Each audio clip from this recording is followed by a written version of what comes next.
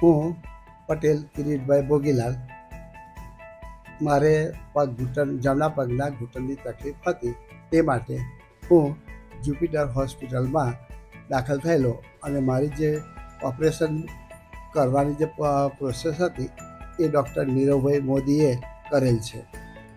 Jupiter હોસ્પિટલના તમામ કાર્યકર્તાઓ, ડૉક્ટર હોય કે નર્સ હોય કે કામવાળા હોય, સફાઈ કામદાર હોય, જમવા માટેની વ્યવસ્થા હોય, એ બધી ટ્રીટમેન્ટ બહુ સારા પ્રમાણમાં મળેલ છે.